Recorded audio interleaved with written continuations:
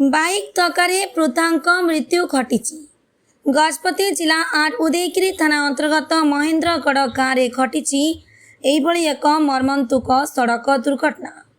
अपराह्न समय तुपुरूपा गाँव सन्नी रहित नामक जड़े वृद्धा कौन एक काम महेन्द्रगढ़ आसी हठात से समय महेन्द्रगढ़ ग्रामर धनु नायक 24 वर्षीय पुआ सत्य नायक कौन एक काम छेलीगढ़ को निज बाइक रे जाउथिबा बेले वृद्धा सन्नी रहित धक्का देथिला।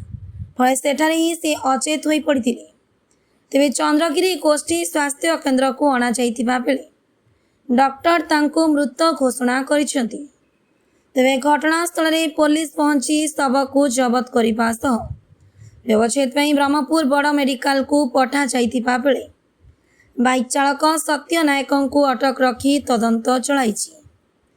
गजपति जिला प्रतिनिधि लक्ष्मी नारायण आचार्य रिपोर्ट ओडिशा टुडे।